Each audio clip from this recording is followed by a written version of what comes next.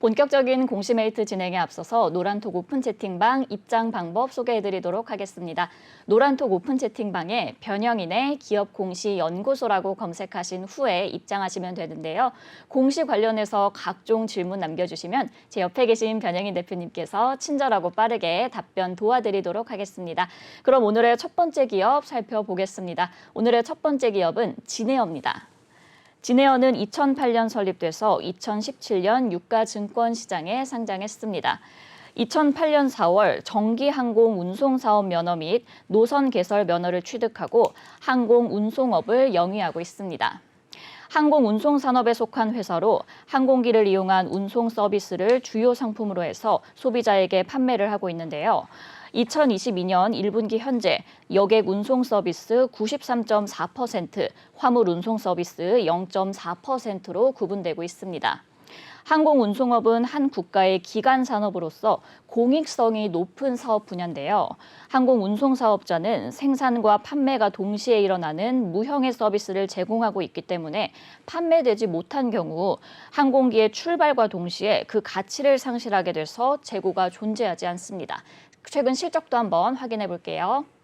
2022년도 개별 기준 매출액은 2,471억 원, 영업 손실 1,852억 원, 당기 순손실은 1,335억 원을 기록했습니다. 매출액은 전년 대비 9.96% 감소했고 영업 손실은 0.3% 증가했으며 당기 순손실은 42.6% 감소했습니다. 네, 이렇게 기업 정보 알아봤고요. 대표님, 어떤 공시 확인해 볼까요? 네, 바로 오지 않습니다. 회사 투자 판단 관련 주요 경영사항 발표를 했는데 공시 살펴보겠습니다. 투자 판단 관련 주요 경영사항입니다. 제목, 최대 주주 변경을 수반하는 주식 매매 계약의 체결입니다. 회사의 최대 주주를 변경을 수반하는 주식 매매 계약 체결. 회사를 매각했다는 것이죠. 당사의 최대 주주 한진칼은 2022년 6월 13일 소유하고 있는 회사의 보통 주식 2,866만 5,046주를 대한항공에게 매도하는 주식 매매 계약을 다음과 같이 체결을 하였습니다. 계약 체결일은 6월 13일이고요. 매도인은 한진칼, 대한항공의 최대 주주입니다. 한진칼 그리고 매수인은 자회사인 이 대한항공입니다. 대상 주식은 이 진에어 지분 54.9%입니다. 매매대금 결제일은 2022년도 6월 15일입니다.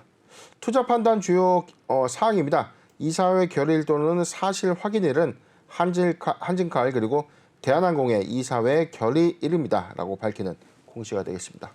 네, 이렇게 진에어가 9년 만에 다시금 대한항공의 자회사로 돌아가게 됐는데요.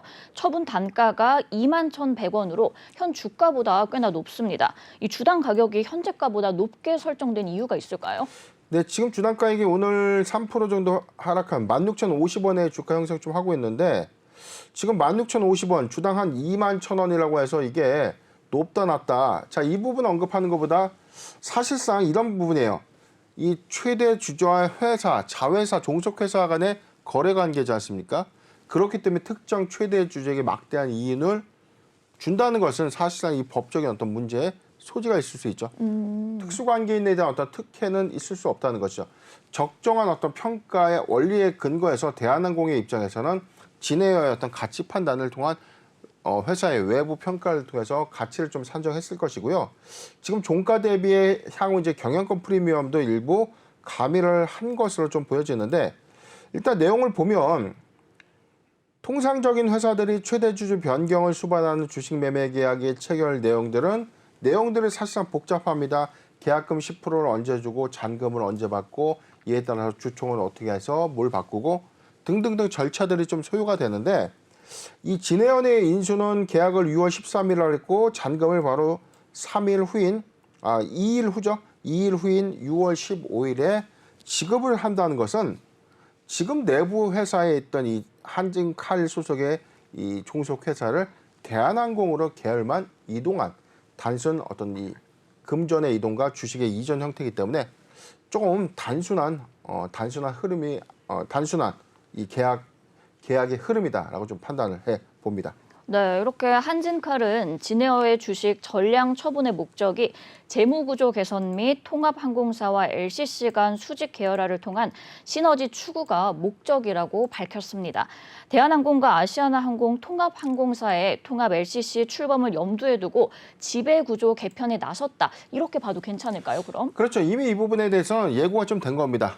대한항공이 아시아나항공 인수를 통해서 이 대형 항공사의 어떤 출범을 예고를 했죠.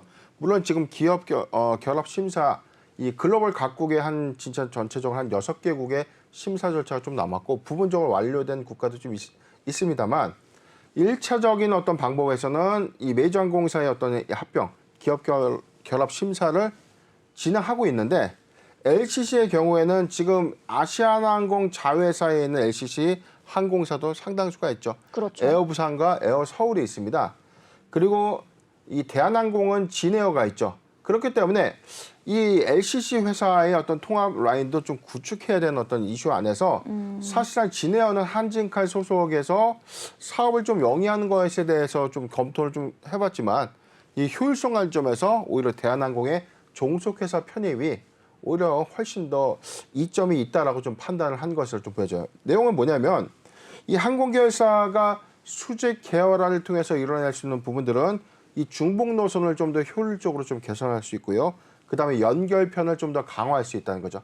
과거에 우리가 이 연결편이라고 해서 대체 항공편이라고 해서 이 노선과 노선 그리고 회사가 이 항공사가 좀 다르다면 이걸 중복해서 좀 처리하기 어려운 이점들 좀 있는데 종속회사 안에서의 어떤 각사들에 대해서 만약에 이 항공편의 어떤 연결편이라든가 그리고 노선의 어떤 중복 노선을 좀 더 배제한다면 오히려 효율성을 좀 더 개선할 수 있다. 즉 수익성을 제고할 수 있다는 차원에서 아마 이런 의도가 반영이 된 것이 아닌가 판단을 해봅니다. 네, 이 진에어가 한진칼보다는 대한항공의 종속회사로 편입이 되는 게 아무래도 이익 개선 부분에 대해서도 좀 더 효과적이라서 이제 이렇게 결정을 내린 것 같습니다. 그럼 이어서 운수권 이야기도 한번 나눠보도록 할게요. 진에어가 대한항공과 아시아나항공의 인수에 따른 노선 독점 우려 때문에 현재 운수권을 배분받지 못하고 있는 상황이거든요. 진에어가 국내 LCC 업계에서는 2위를 지금 차지하고 있는데 상황이 좀 장기화된다면 이 LCC 업계들 간의 경쟁에서 좀 밀릴 가능성도 있지 않을까 싶어요. 이 부분 혹시 어떻게 보실까요? 네, 지금 LCC 2위 사업자가 진에어입니다. 그렇기 때문에 지금 추가적인 어떤 운송 노선권을 좀 받지 못한다면 그만큼 비행기를 돌릴 수 있는 노선을 잃은 것이기 때문에 네네. 수익성이 떨어질 수밖에 없죠. 수익성이 떨어진다는 것보다는 매출이 감소될 수밖에 없는 요인이죠. 코로나19 팬데믹 이후에 지금 엔데믹으로 전환되는 시점에 6월부터 본격적인 하늘길이 좀 열리기 시작했는데 과거에는 갈 수 있었던 노선이 코로나19로 인해서 일단 노선이 좀 중단이 좀 됐었죠. 네네. 다시금 운항 허가를 받아야 되는 어떤 이런 상황들. 운항 허가라는 것은 우리가 이 나라에 가도 되겠습니까? 라고 국토교통부에 승인을 받습니다. 그런데 이를 이제 노선권이라고 하는데 운수권 또는 노선권이라고 불리우는 이 부분을 허가를 득해야만 갈 수가 있다는 것이죠. 네. 그런데 지금 대한항공의 아시아나 인수 조건이 이 부분적인 어떤 슬롯을 좀 정리하는 이슈가 좀 있었고요. 이에 따라서 좀 LCC사도 독점화될 수밖에 없죠. 에어서울과 에어부산 그리고 진에어가 결합이 만약에 되는 형태.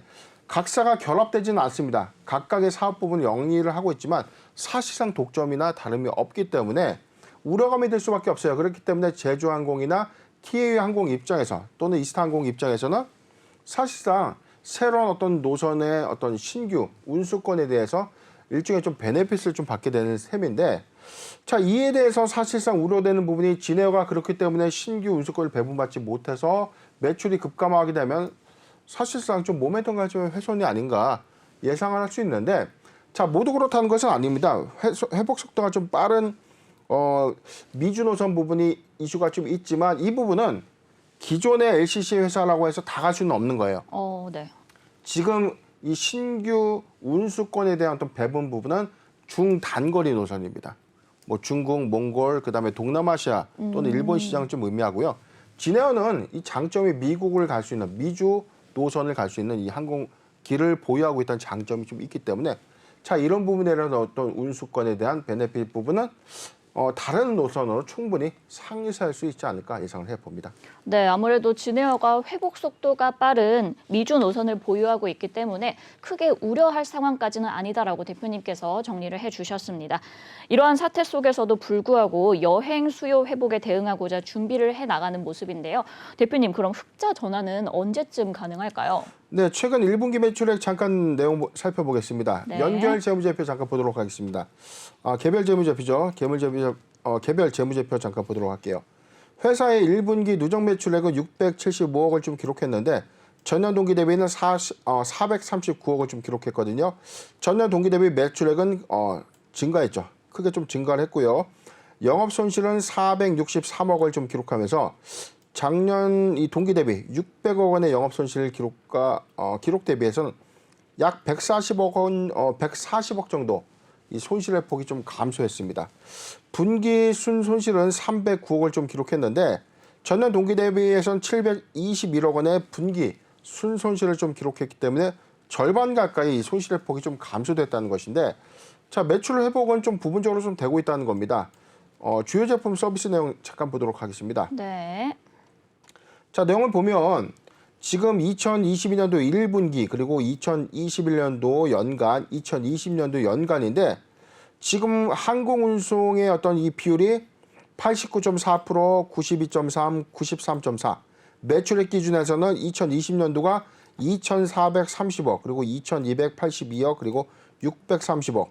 전체적으로 곱하기 4를 하면 2,400억 정도로 예상을 되고 있는데 2022년도 1분기까지만 하더라도 어떤 게 있었죠? 사회적 거리두기가 강화됐었고 오미크론이 확산되었던 시점이라는 거죠. 네네. 4월 중순부터 본격적인 거리두기가 해제가 좀 되면서 성수기로 도래되는 6월부터 본격적인 해외 이 노선들의 어떤 이 출항들이 진행되면서 산입되는 매출 기조 효과가 4, 5, 6, 2분기 기조에서는 좀 소폭 반영은 좀 되겠지만 본격적인 성수기 매출은 3분기에 상당수 좀 반영되는 시점에선 충분히 올해 상당한 수익성을 좀 회복하지 않을까 예상을 해봅니다. 네, 이렇게 해외 노선 출항이 반영된다면 본격적인 성수기 매출은 3분기부터 보여질 것 같다라고 말씀을 해주셨습니다. 대표님, 그럼 끝으로 대응과 투자 전략까지도 부탁드릴게요. 네, 지금 진해의 경우에는 잠깐 차트 보도록 하겠습니다. 2.7% 오늘 조정 좀 받고 있는데 16,100원. 일단 이 추세 하단에서는 지지대가 좀 무너졌어요. 어제 그리고 지난주 금요일부터 시장의 어떤 급등락, 낙폭 과대로 인해서 이제 발생된 현상인데 진에어의 경우에는 신규 운수권의 어떤 배분 효과가 좀 다소 미비하기 때문에 매출 회복이 좀 더딜 것이다라는 어떤 이 증권가의 어떤 전망들도 있지만 저는 그래도 견고한 이 진에어의 미주 노선 또는 중장거리 노선에서의 어떤 강점을 갖고 있는 LCC 사라는 이 점에서는 충분히 3분기부터 수익성을 크게 좀 제고할 수 있는 어닝, 서프라이즈가 좀 예상되지 않을까 예상을 해봅니다. 매수하기 좋은 구간을 도래가 좀 됐는데 하단 구간에서 오히려 좀 내려와 있는 구간이기 때문에 자, 저는 지금 실적 회복 관점에서는 나쁘진 않다고 봅니다. 14,000원에서 16,000원, 14,000원에서 16,000원 포트비전 5%의 분할 매수 의견을 제시해드리고 2분기보다는 3분기의 실적 반영 효과가 크다는 점, 모아가는 전략도 유효하다는 점 참고하셨으면 좋겠습니다. 네, 진에어 매수하기 좋은 구간 14,000원에서 16,000원까지 포트 비중 5%의 분할 매수 의견 주셨고요. 견고한 중장거리 노선의 경쟁력을 갖고 있기 때문에 3분기부터 실적 회복이 예상된다라고 정리해 주셨습니다. 그럼 오늘의 첫 번째 기업 진에어 알아봤고요. 두 번째 기업 살펴보겠습니다. 오늘의 두 번째 기업은 디딤입니다. 디딤은 2006년 설립돼서 2015년 코스닥 시장에 스펙 상장했고 2017년 한화 ACP 기업 인수 목적 회사와 합병이 완료된 바 있습니다. 주요 사업은 외식 사업 및 프랜차이즈 사업인데요. 주요 브랜드는 백제원, 도쿄하나, 연안식당, 신마포 갈매기 등의 브랜드를 보유하고 있습니다. 2020년 상반기부터 가정 간편식 시장 중 레스토랑 간편식 사업에 진출을 했는데 직영 매장 운영을 통해서 유통 채널을 확보해서 제품을 공급하고 있는데요. 2022년 1분기 현재 29개의 직영 매장과 265개의 가맹점을 보유하고 있습니다. 최근 실적도 한번 확인해 볼게요. 2021년도 연결 기준 매출액은 666억 원, 영업 손실 63억 원을 기록했고요. 당기 순손실은 59억 원을 기록했습니다. 매출액은 전년 대비 17.6% 감소했고 영업 손실은 52.1% 감소했으며 당기 순손실은 78.8% 감소했습니다. 회사는 코로나19 팬데믹의 확산으로 매출액은 감소했으나 부실 매장 구조 조정과 운영 매장의 수익성 개선으로 손실이 감소했다고 밝혔습니다. 네, 이렇게 기업 정보 알아봤고요. 대표님, 어떤 공시 확인해 볼까요? 네, 바로 어제였습니다. 공시 3건이 있었는데 내용 차근차근 보도록 하겠습니다. 먼저 6월 13일 주요 사항 보고서 전환사채 발행 결정 공시 보도록 하겠습니다. 지금 정정 공시는 2022년도 4월 8일에 최초 공시가 좀 됐었는데 지금 납입 금액과 대상자 발행 조건들이 좀 다소 바뀌었죠. 지금 사채 권면이 20억 원에서 지금 40억 원으로 좀 증액이 됐는데 하단 내용 좀 더 보도록 하겠습니다. 전환사채 발행 결정 9회차입니다. 회사는 무기명 이권부 무보증 3호 전환사채 발행 결정을 했는데 전체 사채 발행 금액은 40억 원입니다. 회사는 40억 원의 전환사채 대금을 타법인 증권 취득자금으로 사용하겠다라고 좀 밝혔고요. 표면 이자율은 1%, 만기 4%입니다. 내용 하단 더 보도록 하겠습니다. 전환가액은 1,492원이고요. 지금 하단 내용들 또 보면 지금 시가 하락에 의한 조정이 좀 없나? 예, 여기 있죠. 9번 사항의 시가 하락에 따른 전환가액 조정에는 해당이 되고 있지 않습니다. 즉 주가가 하락해도 이 가격은 변동되지 않는 1,492원이 확정되는 것이죠. 하단 내용 더 보도록 하겠습니다. 발행 납입 대상자는 탑코입니다. 회사의 경영상 목적 달성, 필요역, 자금의 신속한 조달을 고려해서 선정했다라고 좀 밝혔고요. 두 번째 공시도 이어서 보겠습니다. 회사는 이어서 전환사채 발행 결정을 했는데 이번에 10회차입니다. 아까 9회차가 40억이었고요. 10회차는 160억입니다. 내용도 보도록 할게요. 역시 타법인 증권 취득자금 160억을 배정을 했고요. 이자율이 좀 다릅니다. 표면 2% 그리고 만기 5%를 배정을 받습니다. 하단 내용 보면 전환가액도 역시 1,492원이고요. 시가 하락에 따른 전환가액 조정에서는 해당 사항이 없습니다. 납입 대상자 보도록 하겠습니다. 회사의 납입 대상자는 JNM 파트너스, EV 오리서치, 하우투 파트너스 3사로부터 160억을 조달한다라고 밝혔고요. 마지막 공시 보겠습니다. 6월 13일 공시였는데 마찬가지로 11회차 무기명식 이권부 무보증 3호 전환사채 40억 발표를 했는데 자, 이 부분은 타법인 증권 취득자금이 아니라 시설 투자 자금이네요. 마찬가지로 요건은 지금 10회차 동일한 조건이죠. 2% 표면 그리고 만기 5%의 약정 이자입니다. 역시 1,492원의 전환가액과 시가 하락에 따른 조정 사항들은 해당이 없습니다. 하단 내용 더 보도록 하겠습니다. 큐브릭스로부터 40억 원을 조달해서 회사는 사업용 유형자산을 취득하겠다. 사업용 유형자산, 건물과 토지를 취득하겠다라고 좀 밝히는 공시인데 지금 9회차, 10회차, 11회차 전체 40억, 160억, 40억 총 240억 원의 전환사채를 좀 조달하는 것인데 자, 그럼 제가 앵커님 질문 하나 드릴게요. 네. 투자자 입장에서 240억을 이 공시 하나로 발행을 하면 되는데 이게 조건이 좀 다른 것도 아닌데 이게 굳이 나눠서 했을까요? 그러게요. 왜 그랬죠? 예, 이런 경우가 참 이 투자자분들이 많이 하는 질문이에요. 아니, 동일한 날짜에 이사회 결의를 했으면 같은 날 같은 조건이라면 같이 부르는 것이 좀 더 네. 이 사채 발행 회차 관리가 좀 더 낫지 않겠는가 이렇게 좀 판단하는데 아마 용도의 차이가 있었을 겁니다. 첫 번째 9회차의 경우에는 이미 4월 22일에 공시했던 내용들의 조건들이 조금 바뀌면서 40억 원의 타법인 주식 취득자금 됐고요. 그다음에 이제 10회차의 경우는 160억 원의 어떤 이 인수 주체가 좀 달랐고 마지막 11회차 전환사채는 용도가 좀 달랐죠. 이게 시설 투자라는 어떤 용도가 좀 다른 관점에서 차이가 좀 있지 않았나 좀 예상을 해봅니다. 네, 이렇게 코로나19로 타격을 입었는데 재무 구조를 개선하기 위해서 적극적으로 디딤이 자금 조달에 나서고 있는 모습을 보여주고 있습니다. 대표님, 근데 역시나 이제 또 걱정인 부분이 대규모로 물량이 전환된다면 좀 주가에 부담으로 작용을 할 수 있지 않을까 싶거든요. 이 부분은 어떻게 보실까요? 네, 소위 말하는 이제 오버행 이슈죠. 신주가 전환사채가 발행되는 시점에서는 회사에 돈이 들어오는 것이 좋은데 전환사채는 제가 말씀드렸듯이 뭐죠? 갚아야 되는 빚이죠. 그렇죠. 그런데 이게 1년 후 전환 청구로 인해서 주식으로 전환이 되면 자본금으로 되는 것이죠. 그러면 시중에는 뭐가 유통되죠? 신주가 유통됨으로써 주가 가치가 희석될 수 있는 어떤 요인으로 작용될 수 있기 때문에 매를 먼저 받느냐 나중에 받느냐의 차이예요.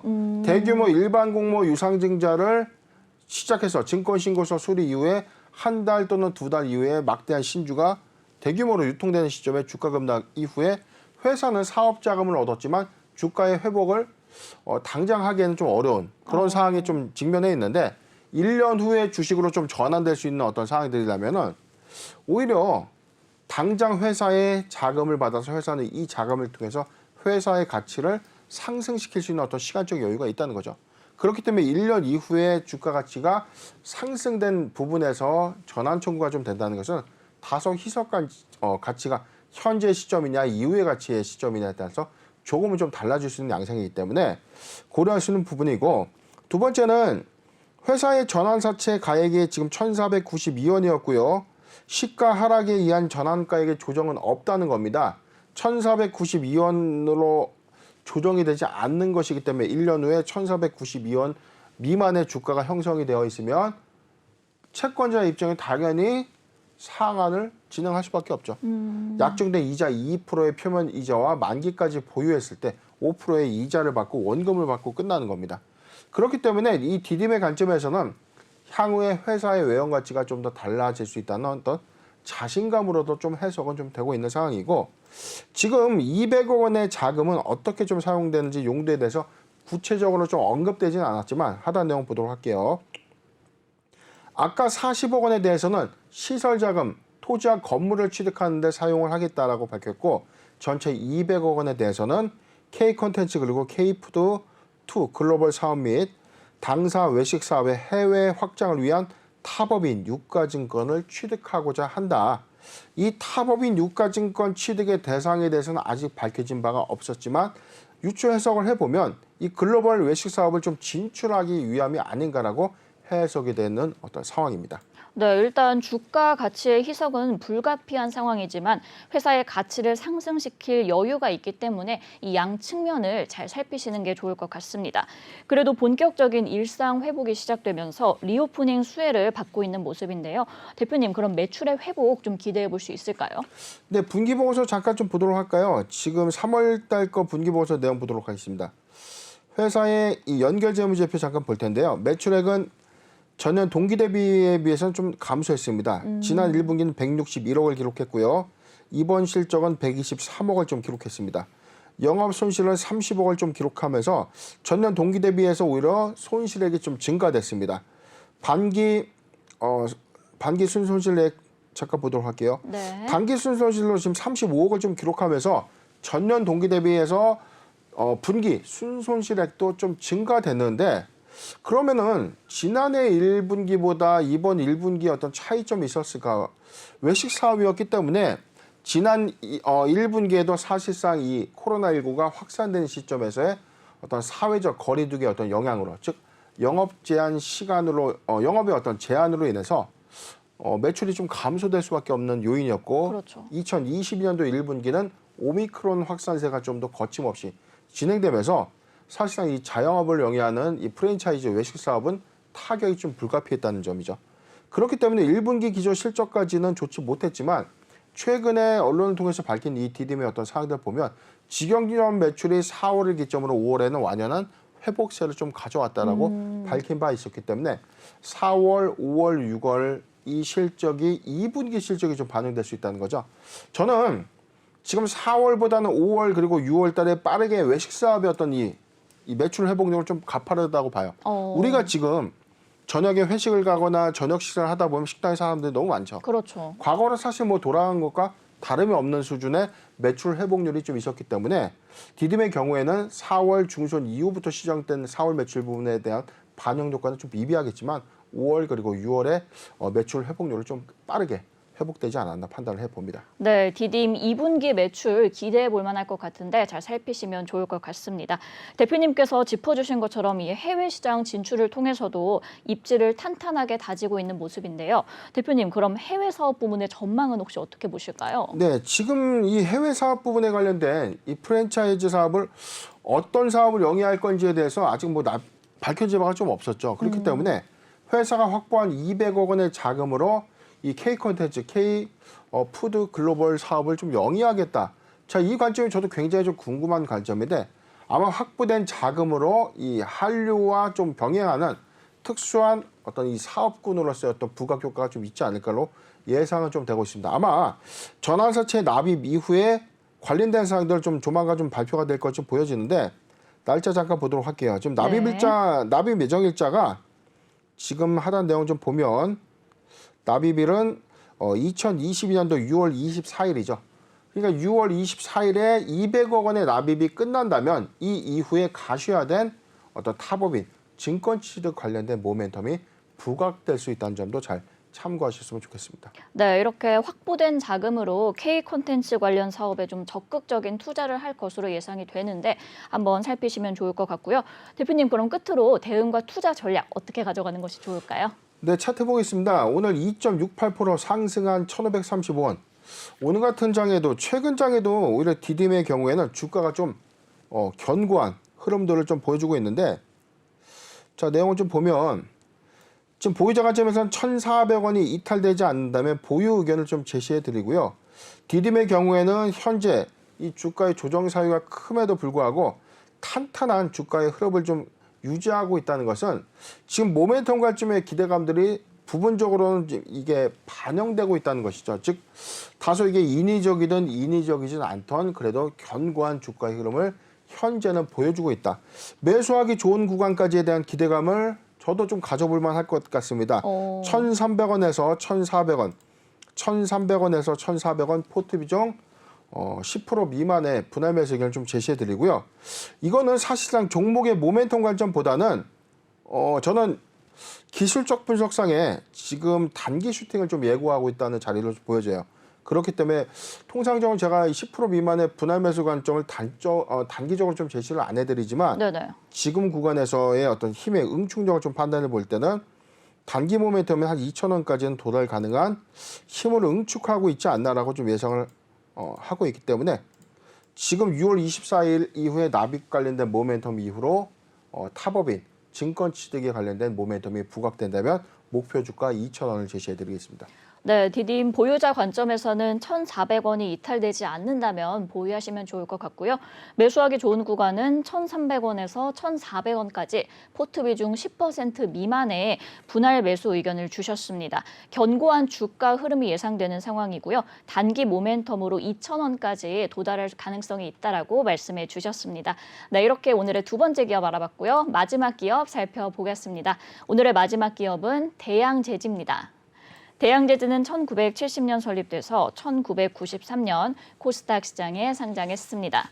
주요 사업은 골판지 원지의 제조 및 판매인데요.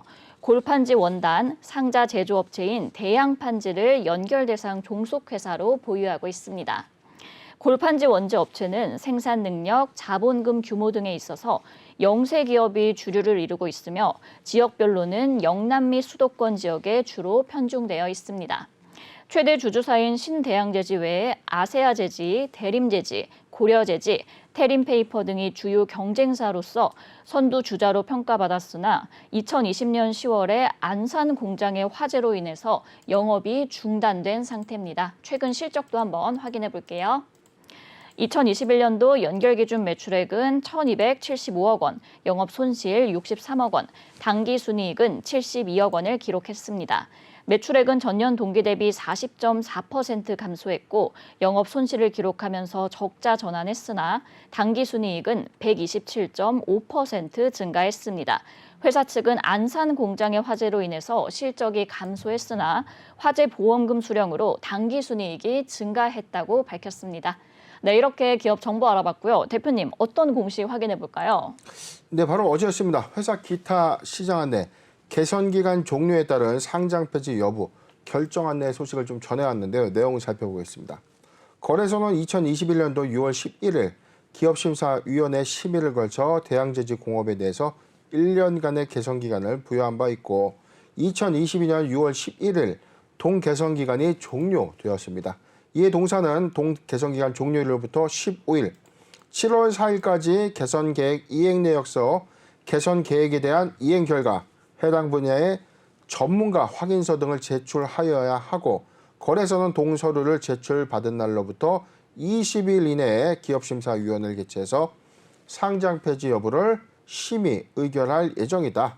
기업심사위원회 심의 결과 상장 폐지에 해당하는 경우에는 심의일 이후 20일 이내에 상장 폐지 여부 등을 확정할 예정이다.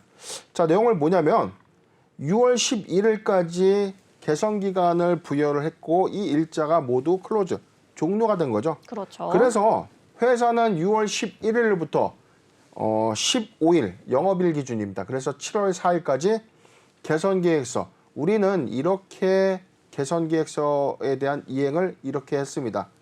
개선 기간을 부여받았다는 것은 우리가 개선 계획서를 내는 거거든요. 앞으로 어떻게 하고 회사는 어떠한 부분들에 대해서 준비를 하고 있고 어떻게 회사의 어떤 사항들을 개정할 것이고, 자, 이런 개선 계획서를 제출했고 이 부분을 얼마만큼 잘 성실하게 이행했는지 결과를 보고한다라고 좀 보시면 돼요. 결과 보고서를 7월 4일까지 제출을 하는 것이고 이 제출한 날로부터 다시 20일 안에 이 기업심사위원회는 상장 폐지 여부를 확정하겠다라는 이 공시가 되겠습니다.